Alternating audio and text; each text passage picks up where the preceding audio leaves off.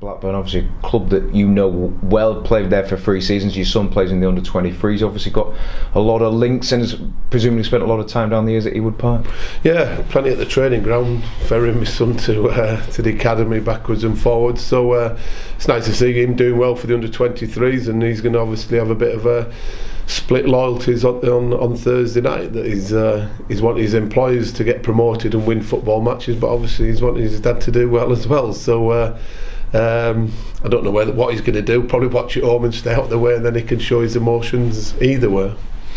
From playing wise, from your career, obviously the 3 years you had at Blackburn Ewood Park, will there be many people, I guess, obviously it's a changed personal, I suppose, from those years back then, but will there be many links, I guess, from the time? Obviously it's still Ewood Park, still the same stadium, but I'm guessing maybe a lot of the staff will have changed. Yeah, I think there'll be the odd person here and there, and I said it's a club that I go to all the time because of being local to me. I've spent a lot of time watching them over this season, obviously with my son as well, so I know a lot of people there, like the secretaries and other. I know Tony really well, Mark Venus, David Lowe, their staff, so David Dunn, who I played with, and Damien Johnson, who'd run the 23. So it's a club that I know a lot about, and it's probably the one club that I know more about than any other club in this division, and the individuals and staff that they're employed by the club.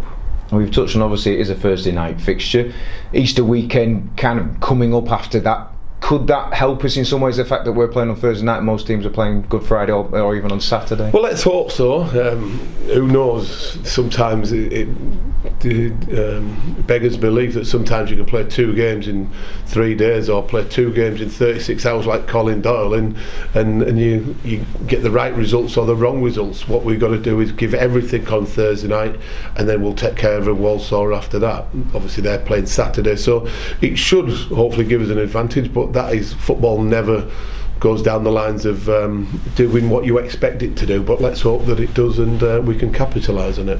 And obviously everything won't be done and dusted by this Easter weekend, this extended period, but could it be quite a key little segment of the season, these 2 games in, what will it be, 3 or 4 days? I think everybody over a period of time when we'll look at Easter fixtures and does say that it can play a big part, because if you can win the both games or get 4 points at the very least, then it can really put you in a strong position. The morale can be lifted, the confidence can be lifted, and it can affect other teams. So, and it can move you up the division very quickly, whether you're down near the bottom or up near the top, or you're on the periphery of playoffs. You can move you in there. You've just got to give your all and hopefully do enough to get the points, and see where it takes you after that. And hopefully we do that, and it sets us up for the rest of the season then. And obviously, going briefly back to the Gillingham game, obviously great to see Dominic Purley getting the match winner, getting himself back on the team sheet, but even further boost obviously in terms of that striking area, having Charlie White back as well from suspension. Yeah, look, it's going to be good to have him back, another option available to us. He's obviously going to be desperate to do well, and one guarantee you can say is that he's going to be in the 18, whether he starts or not. You have to wait and see, but he's looked nice and relaxed and fresh over the last few days or so. He's looked good in training, so it's just nice to have him back. You want good players available, committed players back, and that's what we're going to get with Charlie. Obviously it was a blow, I guess, to lose him for those 3-game ban, but he does do a lot of physical work up there. Was it kind of in some ways good that he's hopefully had a chance to recharge the batteries for this last running of the season?